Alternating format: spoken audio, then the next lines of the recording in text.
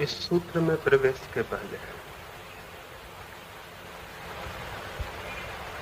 कुछ बातें समझ लेनी जरूरी है। पहली बात, आधुनिक समय के बहुत से विचारक अधिकतम मानते हैं कि जगत का विकास निम्न से श्रेष्ठ की ओर हो रहा है। डार्विन या मार्क्स, बर्गसन और भी अन्य, जैसे जैसे हम पीछे जाते हैं वैसे वैसे विकास कम, और जैसे जैसे हम आगे आते हैं वैसे वैसे विकास ज्यादा। अतीत पिछड़ा हुआ था, वर्तमान विकासमान है, भविष्य और भी आगे जाए। इस पूरी विचार सरणी का मूल स्रोत उद्गम को छोटा मानना और विकास के अंतिम शिखर को श्रेष्ठ मानना। लेकिन भारत की मनीषा बिल्कुल विपरीत है, और इस सूत्र को समझने के लिए जरूरी होगा, हम मानते रहे हैं कि मूल श्रेष्ठ है,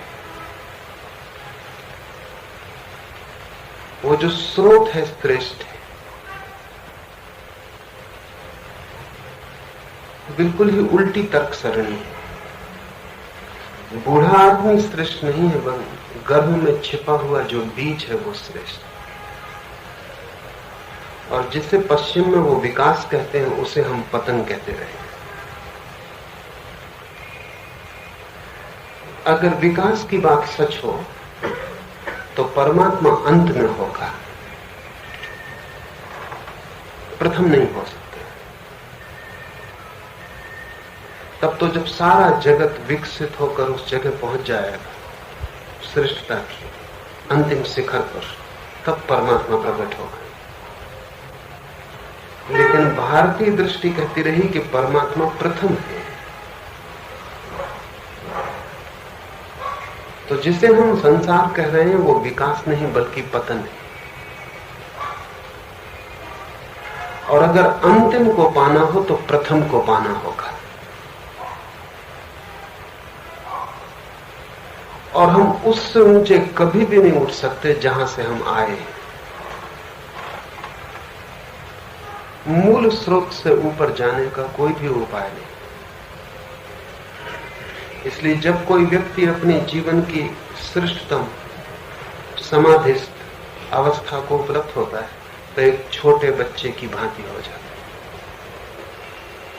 है। जो परम उपलब्धि है शांति की, निर्वाण की, मोक्ष की, वो वही है जैसा बच्चा मां के गर्भ में शांत है, निर्वाण को उपलब्ध है, मुक्त।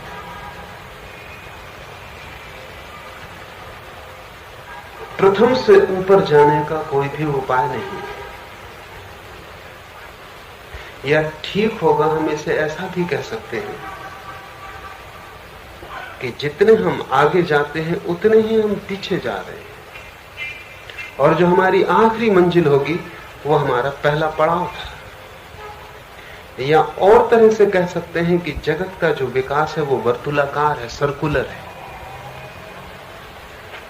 एक वर्तुल हम खींचते हैं तो जिस बिंदु से शुरू होता है उसी बिंदु पर पूरा होता है।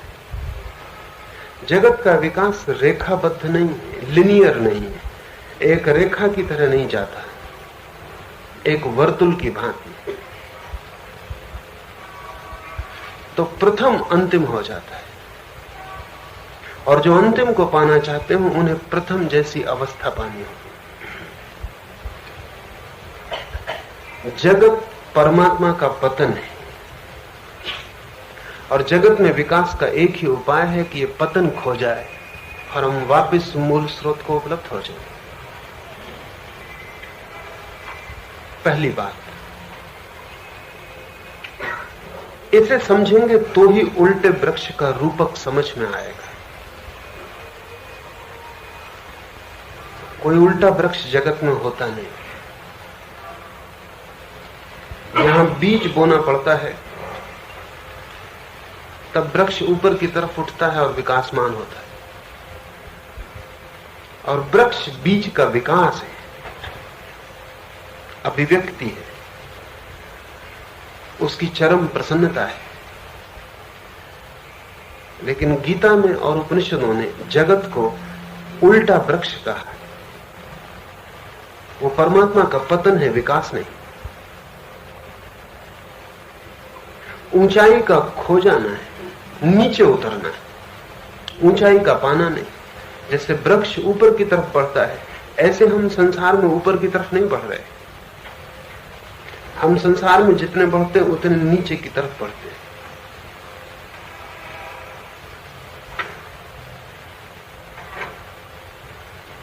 जैसा हम देखते हैं ठीक उससे उल्टी अवस्था है। जिसे हम विकास कहते हैं वो पतन है। इसी कारण पूरब का समग्र चिंतन त्यागवादी हो गया। हो जाने के पीछे यही कारण था। त्याग का अर्थ है संसार जिसे विकास कहता है उसे हम छोड़ देंगे, संसार जिसे उपलब्धि कहता है उसे हम तुच्छ समझेंगे, संसार जिसे भोग कहता है वो त्याग के योग है। एक आदमी धन इकट्ठा करता चला जाता है, वो विकास कर रहा है। पश्चिम में उसे विकासमान कहा जाएगा। पूर्व ने हमें उन लोगों को विकासमान कहा।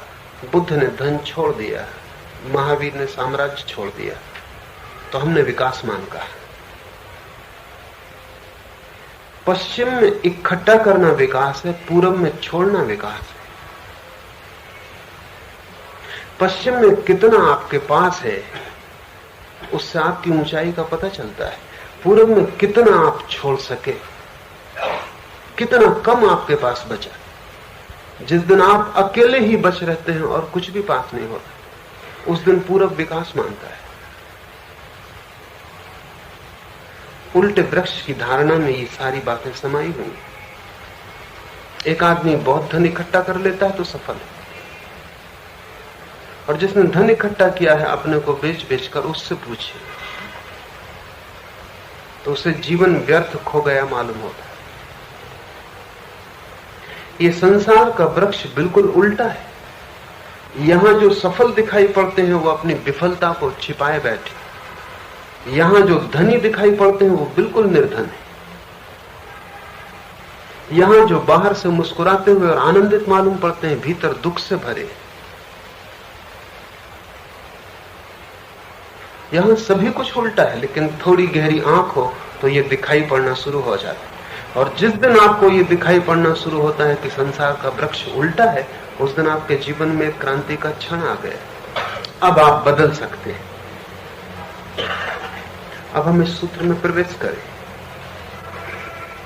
गुणत्रय विभाग योग को समझने के बाद श्री कृष्ण बोले, हे अर्जुन, जिसका मूल ऊपर की ओर तथा शाखाएं नीचे की ओर हैं, ऐसे संसार रूप पीपल के वृक्ष को अविनाशी कहते हैं।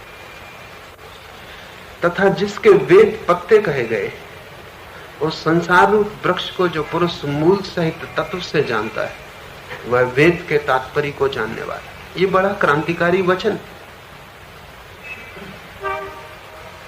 लेकिन इस गूढ़ ढंग से कहा गया है कि बहुत मुश्किल है उसके पूरे अर्थ में प्रवेश कर जाना। पहली तो बात, जिसका मूल ऊपर की ओर, मूल सदा नीचे की ओर होता है।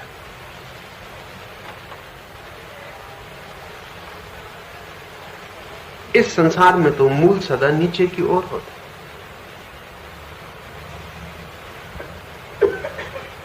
जरूर कहीं हम भूल कर रहे हैं। पूरब सदा ही मां को, पिता को आदर देता रहा है। पश्चिम में वैसा आदर नहीं, क्योंकि मूल को हम ऊपर मानते हैं। बेटा कितना ही बड़ा हो जाए, वो बुद्ध हो जाए, तो भी वो मां के चरण छुएगा। क्योंकि मूल से ऊपर जाने का कोई उपाय नहीं। पश्चिम में वैसा आदर भाव नहीं, क्योंकि पश्चिम में मूल को ऊपर मानने की वृत्ति नहीं। देखने में भी यही आता है कि मूल तो नीचे होता है, वृक्ष का मूल तो जमीन में छिपा होता है, शाखाएं ऊपर होती। इसलिए कृष्ण कहते हैं ये संसार उल्टा वृक्ष, मूल ऊपर है। और ध्यान रहे, अगर माता पिता ऊपर नहीं है तो परमात्मा भी ऊपर नहीं हो सकता, क्योंकि वो जगत का मूल है। गुरुजीएफ अपने आश्रम में एक पंक्ति लिख छोड़ा था, और पंक्ति ये थी कि जो व्यक्ति अपने मां और पिता को आदर देने में समर्थ हो जाता है, उसे ही मैं मनुष्य मानता हूं। इससे कोई सीधा संबंध नहीं दिखाई पड़ता। अनेक लोग गुरुजीएफ से पूछते भी थे कि ऐसी छोटी सी बात यहां किस लिए लिख रखी। गुरुजीएफ कहता बात छोटी नहीं, और अगर हम मनोविज्ञान की आधुनिक खोजों को समझें, फ्रायड और उसके अनुयायियों को, तो वे सभी कहते हैं कि हर बेटा अपने मां बाप को घृणा करता है। मूल को लोग घृणा करते हैं, मूल से लोग बचना चाहते हैं, छिपाना चाहते हैं। शायद काम वासना के प्रति हमारी निंदा का कारण यही हो कि वो मूल है, उसे हम छिपाना चाहते हैं। आप कभी सोचते भी नहीं कि आप कैसे पैदा हुए, कहां से पैदा हुए, कहां आपका मूल है।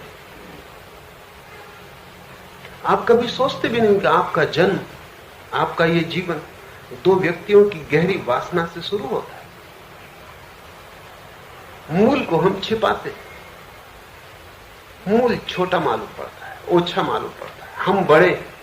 लेकिन ध्यान रहे, जहां से आप आए उससे बड़े होने का कोई उपाय नहीं। और अगर आप बड़े हैं तो एक ही बात सिद्ध होती है कि मूल बड़ा है। अगर बुद्ध पैदा हो सकते हैं काम वासना के स्रोत से, तो काम वासना में बुद्ध को पैदा करने की क्षमता है, यही सिद्ध होता है। इसके अतिरिक्त कुछ और सिद्ध होने का उपाय नहीं। और अगर आप बुद्ध नहीं हो पा रहे हैं तो कसूर काम वासना का नहीं, क्षमता तो उतनी ही है उस वासना में जिससे बुद्ध पैदा हो सकते। आप भी बुद्ध हो सकते, लेकिन शायद मूल का ठीक उपयोग नहीं हो पा रहा। मूल ने जो ऊर्जा दी है उसकी ठीक गति और दिशा नहीं मिल पा रही। लेकिन सभी लोग अपने मूल को छिपाते हैं, क्योंकि धारणा है कि मूल कुछ नीची चीज है। ये सूत्र कहता है मूल है ऊपर है अर्जुन, जिसका मूल ऊपर की ओर।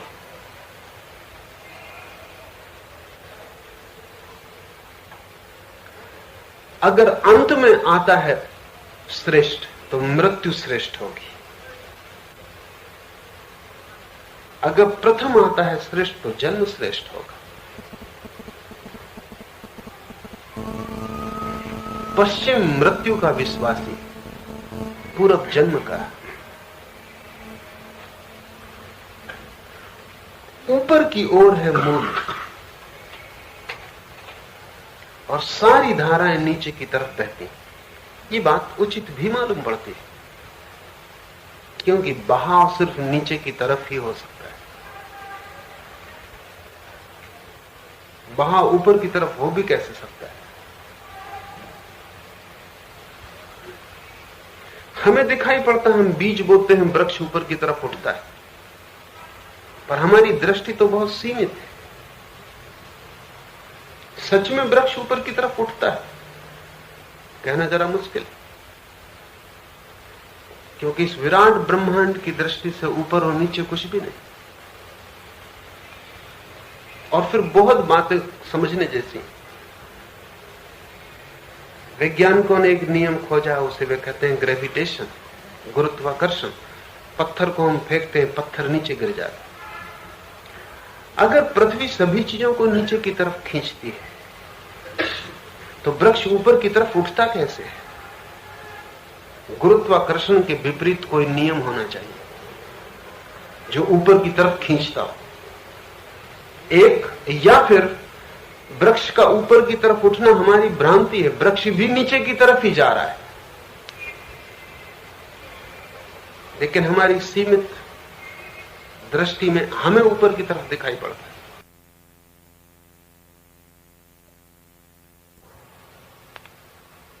सूत्र के पहले कुछ प्रश्न।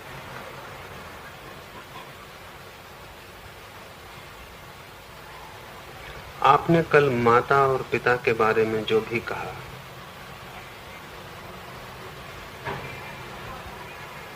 वो बहुत प्रिय था। माता पिता बच्चों को प्रेम देते हैं, लेकिन बच्चे माँ पिता को प्रेम क्यों नहीं दे पाते हैं?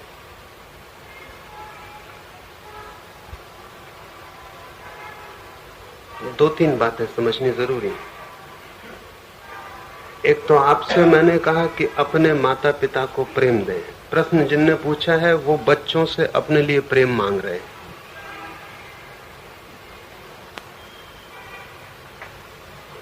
वहीं भूल हो गई। सभी माँ बाप बच्चों से प्रेम मांगते हैं। आपके माँ बाप ने भी आपसे मांगा होगा और आप नहीं दे पाए। आप भी अपने बच्चों से मांग रहे हैं और प्रेम पाने की संभावना बहुत कम है। आपके बच्चे भी अपने बच्चों से मांगेंगे। जो मैंने कहा था वो कहा था बच्चों के लिए, माँ बाप को प्रेम देने के लिए। माँ बाप बच्चों से प्रेम मांगे इसके लिए नहीं।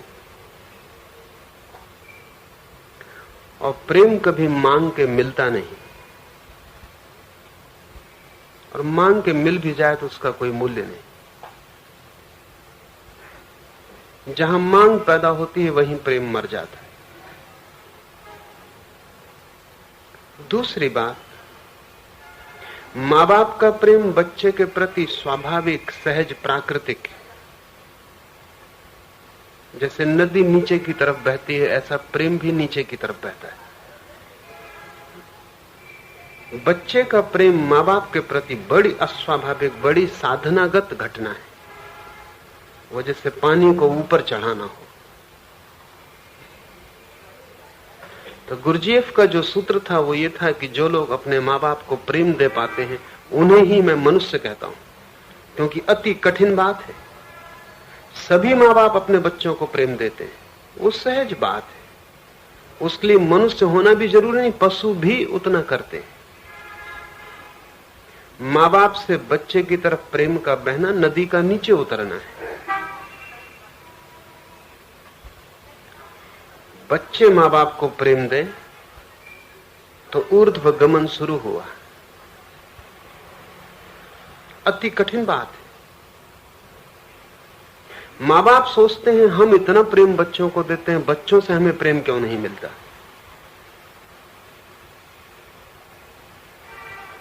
सीधी सी बात उनकी स्मृति में नहीं।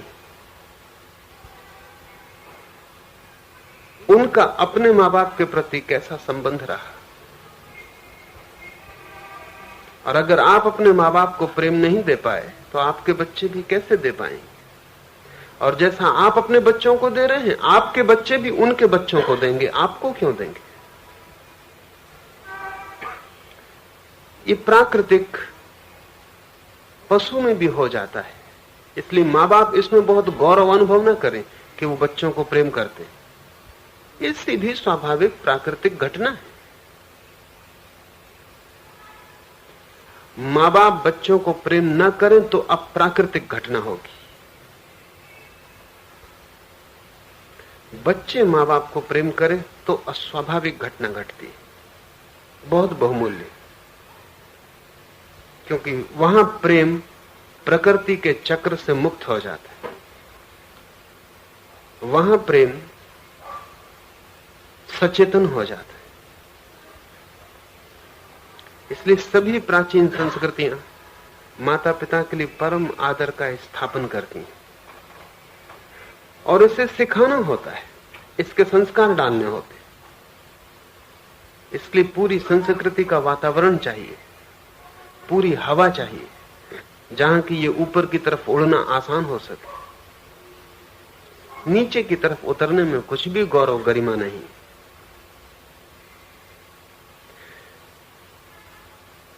कठिन और भी है। जब एक बच्चा पैदा होता है तो बच्चा तो निर्दोष होता है, सरल होता है, और बड़ी बात है वही उसका गुण है जिसकी वजह से आपका प्रेम उसकी तरफ बहता है। असहाय होता है, हेल्पलेस होता है। असहाय को प्रेम देने में आपके अहंकार को बड़ी तृप्ति मिलती है। असहाय को बड़ा करने में आपको बड़ा रस आता है। फिर बच्चा निर्दोष होता है, उसको घृणा करने का तो कोई उपाय भी नहीं। उस पर कठोर होने में आपको मूढ़ता मालूम पड़ेगी। पर जैसे जैसे बच्चा बड़ा होता है वैसे वैसे आपका प्रेम सूखने लगता है, वैसे वैसे आप कठोर होने लगते हैं। जैसे जैसे बच्चा अपने पैरों पर खड़े होने लगता है वैसे वैसे आप और बच्चे के बीच खाई बढ़ने लगती, क्योंकि अब बच्चा असहाय नहीं और अब बच्चे का भी अहंकार पैदा हो रहा है। अब बच्चा भी संघर्ष करेगा, प्रतिरोध करेगा, बगावत करेगा, लड़ेगा। अब उसकी जिद और उसका हट पैदा हो रहा है, उससे आपके अहंकार को चोट पहुंचना शुरू होगी। नवजात बच्चे को प्रेम करना बड़ा सरल है, लेकिन जैसे ही बच्चा बड़ा होना शुरू होता है प्रेम करना मुश्किल, कठिन होने लगता है। ठीक इससे उल्टी बात ख्याल में रखें कि बच्चे के लिए आपको प्रेम करना बहुत कठिन है, घृणा करना सरल है, क्योंकि आप शक्तिशाली हैं और निर्बल हमेशा शक्तिशाली को घृणा करेगा। शक्तिशाली दया बता सकता है निर्बल के प्रति, लेकिन निर्बल को दया बताने का तो कोई उपाय नहीं। निर्बल शक्तिशाली को घृणा करेगा। बच्चा अनुभव करता है असहाय है और आप शक्तिशाली। बच्चा अनुभव करता है वो परतंत्र है और सारी शक्ति, सारी परतंत्रता का जाल आपके हाथ में। जैसे ही बच्चे का अहंकार बड़ा होगा ही, क्योंकि वही गति है जीवन की। जैसे ही बच्चा सजग होगा और समझेगा मैं हूं, वैसे ही आपके साथ संघर्ष शुरू होगा। आप चाहेंगे आज्ञा माने और बच्चा चाहेगा कि आज्ञा तोड़े, क्योंकि आज्ञा मनवाने में आपके अहंकार की तृप्ति है और आज्ञा तोड़ने में उसके अहंकार की तृप्ति है।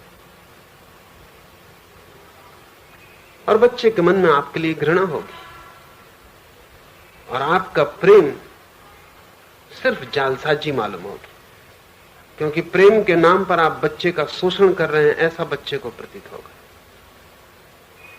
और 100 में 90 मौके पर बच्चा गलती में भी नहीं है, प्रेम के नाम पर यही हो रहा है।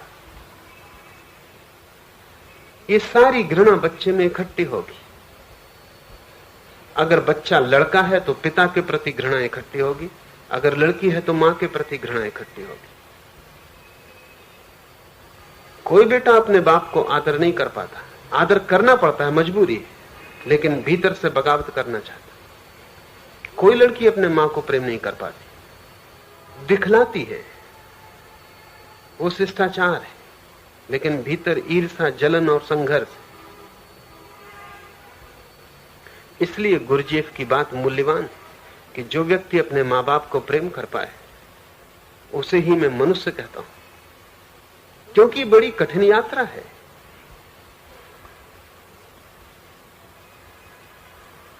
इसलिए आप अगर अपने बच्चों को प्रेम करते हैं तो बहुत गौरव मत मान लेना। सभी अपने बच्चों को प्रेम करते हैं, आपके बच्चे भी करेंगे, इसमें कोई विशेषता नहीं। लेकिन अगर आप अपने मां बाप के प्रति आदर करते हैं, प्रेम करते हैं, सम्मान रखते हैं, तो जरूर गौरव की बात है, जरूर महत्वपूर्ण बात है, क्योंकि ये एक चेतनगत उपलब्धि है और ये तभी हो सकती जब आप मूल के प्रति श्रद्धा से भर जाएं। अन्यथा हर बेटे को ऐसा लगता है कि बाप मूढ़ है। और जैसे आधुनिक विकास हुआ है शिक्षा का, वैसे वैसे ये प्रतीति और गहरी होने लगी। शायद बाप उतना पढ़ा लिखा ना हो जितना बेटा पढ़ा लिखा है, बाप बहुत सी बातें नहीं भी जानता है जो बेटा जान सकता है। रोज ज्ञान विकसित हो रहा है, इसलिए बाप का ज्ञान तो पिछड़ा हो जाता है, आउट ऑफ डेट हो जाता है। तो बेटे के मन में स्वाभाविक हो सकता है कि बाप कुछ भी नहीं जानता। श्रद्धा कैसे पैदा हो? श्रद्धा किन्हीं तथ्यों पर आधारित नहीं हो सकती। श्रद्धा तो सिर्फ इस बात पर आधारित हो सकती है कि पिता उद्गम है, स्रोत है, और जहां से मैं आया हूं उससे पार जाने का कोई उपाय नहीं। मैं कितना ही जान लूं, मैं कितना ही बड़ा हो जाऊं, अपनी आंखों में मेरा अहंकार कितना ही प्रतिष्ठित हो जाए, लेकिन फिर भी मूल और उद्गम के सामने मुझे न तो होना है, क्योंकि कोई भी अपने उद्गम से ऊपर नहीं जा सकता। कोई वृक्ष अपने बीज से ज्यादा नहीं होता, हो भी नहीं सकता। बीज में पूरा वृक्ष छिपा है। कितना ही विराट वृक्ष हो जाए, वो छोटे से बीज में छिपा है, और उससे अन्यथा होने की कोई नियति नहीं। और अंतिम फल जो होगा वृक्ष का वो ये होगा कि उन्हीं बीजों को वो फिर पुनः पैदा कर जाए। उद्गम से आप कभी बड़े नहीं हो सकते, मूल से कभी विकास बड़ा नहीं हो सकता। वृक्ष कभी बीज से बड़ा नहीं, कितना ही बड़ा दिखाई पड़े। इस अस्तित्वगत घटना की गहरी प्रतीति माता पिता के प्रति आदर से भर सकती है, लेकिन आप माता पिता की तरह इसको मत सुनना, इसको बेटे और बेटी की तरह सुनना। ये आपके माता पिता के प्रति आपके श्रद्धा के लिए कह रहा हूं। ये जाके अपने घर में आप अपने बच्चों से श्रद्धा मत मांगने लगना, क्योंकि तब आप बात समझे ही नहीं, चूक ही गए।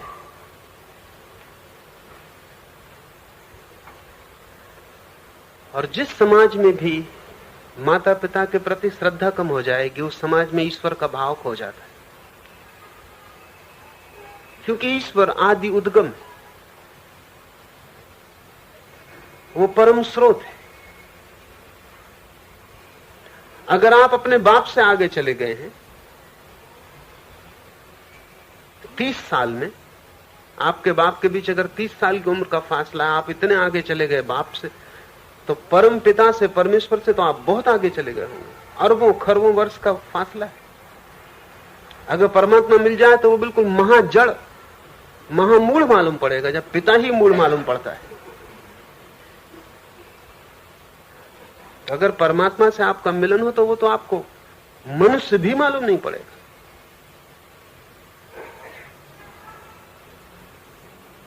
पीछे की ओर, मूल की ओर, उद्गम की ओर सम्मान का बोध अत्यंत विचार और विवेक की निष्पत्ति है। वो प्रकृति से नहीं मिलती, विमर्श, चिंतन, ध्यान से उपलब्ध होती। पर ध्यान रखना, जो भी मैं कह रहा हूं वो आपसे बेटे और बेटियों की तरह कह रहा हूं, पिता और माता की तरह नहीं।